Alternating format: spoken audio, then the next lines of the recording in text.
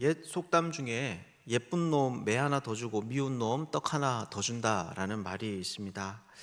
이것은 잘 알다시피 귀한 자식일수록 바르게 키우기 위해서 엄하게 훈육을 하고, 마음이 가지 않는 사람일수록 그냥 관계의 어려움을 겪지 않기 위해서 대충 잘해준다라는 그런 의미를 담고 있습니다. 근데 이것을 다시 한번 더 생각을 해보면 우리가 알 수 있는 것이 있습니다. 바로 사랑이라는 것은 단순히 우리가 생각할 때 좋은 것, 귀한 것을 주는 것만을 의미하지는 않는다는 것입니다. 때로는 매도, 훈육도 사랑의 또 다른 모습이 될 수 있는 것이죠. 물론 이런 훈육은 오늘날에는 굉장히 엄격하게 양육자에게 적용되고 있습니다.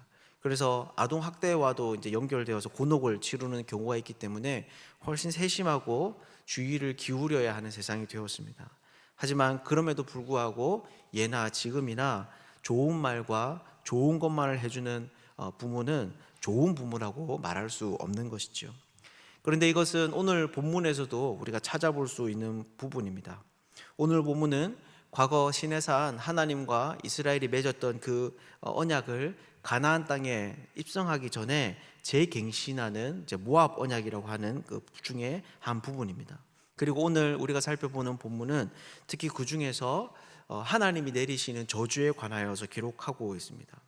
그래서 오늘은 이 저주의 말씀을 함께 좀 살펴보면서 이것에 담겨져 있는 하나님의 마음은 좀 어떤 것인지, 그리고 이런 두려운 이야기들을 통해서 하나님은 자기의 백성들을 어떻게 세우시기를 원하시는지를 함께 살펴보도록 하겠습니다. 우선 오늘 본문은 크게 36절에서 44절을 한 단락으로 볼 수 있습니다.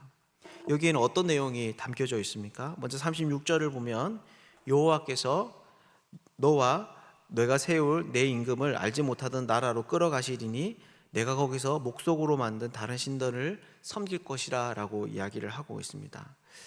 이스라엘 백성들이 앞으로 다른 나라로 끌려가게 되고 또 거기서 비참한 우상 숭배를 하게 될 것이라고 이야기를 하고 있는데, 여기서 중요한 것은 바로 이런 일들을 행하시는 분이 이스라엘의 하나님이신 여호와이시라는 것입니다.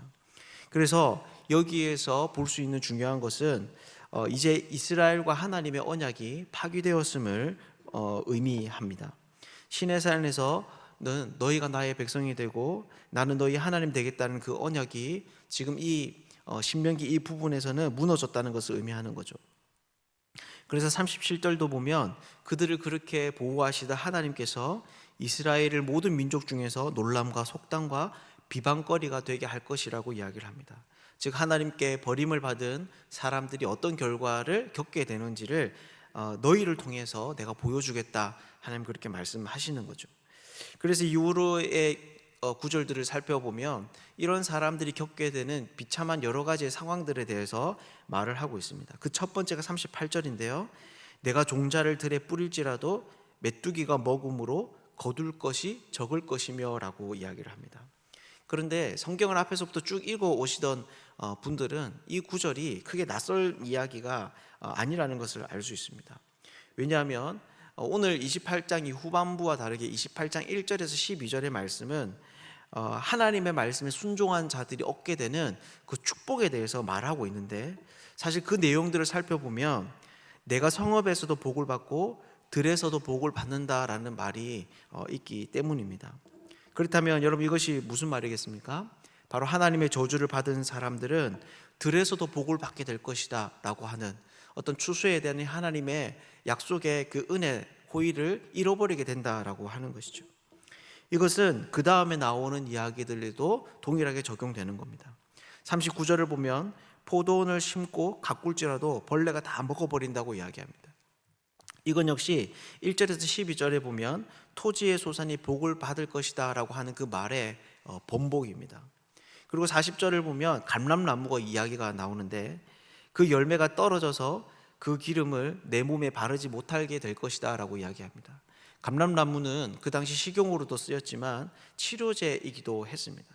그래서 몸에 바르지 못한다라는 이 말이 등장하는 것 같은데, 이것은 사실 28장 초반부가 아니라 신명기 훨씬 더 앞으로 넘어가서 6장에 나오는 이야기와 연결됩니다. 거기에 보면 율법에 순종하는 자들에게 주어지는 하나님의 복에 대해서 말을 하고 있는데, 그 중에 하나가 심지도 않은 포도원과 감람나무를 차지하게 될 것이다 라는 것이죠. 그러니 이것 역시 하나님께서 주신 그 축복이 반대로 저주로 드러나고 있는 것을 보여줍니다.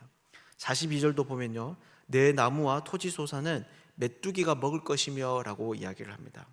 여기서 먹다라고 하는 말이 사실 틀린 번역은 아니지만 또 다른 말로 소유로 삼다라고 하는 이제 그런 의미도 가지고 있습니다.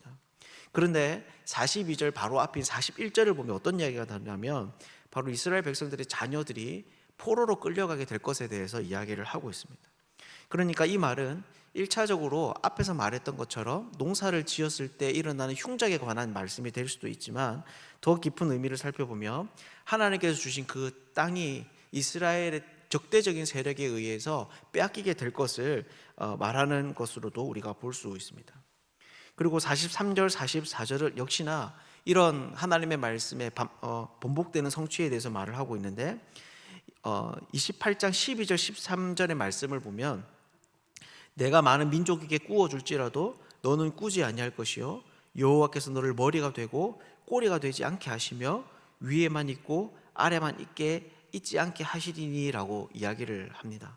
그런데 43절, 44절을 보면 이것에 대해서 반대로 이야기를 하고 있는 거죠.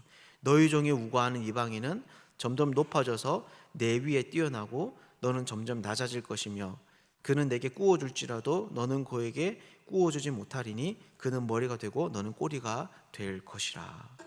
여러분, 그렇다면 이것이 무슨 말이겠습니까? 바로 오늘 본문에 나오는 그 하나님의 저주는 하나님이 주신 그 축복의 반대의 결과로 주어진다라는 것입니다. 하나님이 내리시는 형벌은 그들이 처음 당하는, 상상하지도 못했던 그런 고통과 극한 아픔이 아니라 순종하는 자에게 베푸시는 하나님의 호의에 그 반대적인 결과가 주어지는 일이다라고 하는 것이죠. 그렇다면 여러분, 이렇게 언약을 갱신하는 장면에서 축복과 저주의 이런 분명한 대립이 하나님이 보여주시는 그 이유가 무엇이겠습니까? 저주를 다른 언어로 말하지 않고 그 축복의 언어를 가지고 와서 반대로 이야기하는 그 이유가 무엇이겠습니까? 바로 하나님의 말씀에 대해서 순종과 불순종 둘 중에 순종을 선택하라는 강력한 도전입니다. 너희가 가나안 땅에 들어가게서 살게 될 때 순종과 불순종 양갈래의 길이 나타나게 될 때 다른 생각을 하는 것이 아니라 반드시 하나님의 말씀에 순종하는 그 길을 선택해야 된다라는 것을 우리에게 알려주는 것이죠. 즉, 하나님은 오늘 본문에서 불순종하는 사람들에 대한 저주를 말씀하고 있지만 실제로 그분의 의도는 이스라엘 백성들에게 공포심을 주고자 하심이 아니라 하나님께 순종하는 사람들을 세우기 위함이다라는 것입니다. 이런 맥락에서 보면 다음 단락에 나오는 이야기가 사실 이해가 됩니다.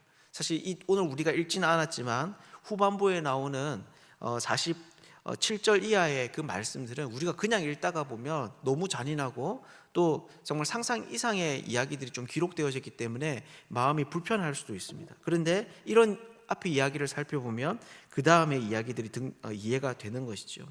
그 다음에는 좀 어떤 이야기들이 등장합니까? 46절에서 51절의 이야기를 보면 사실 앞에서 했던 그 이야기들이 주제로서는 좀 반복되는 것 같습니다. 하나님의 저주가 임할 때 그들이 표징과 훈계가 될 것이다 라고 말합니다.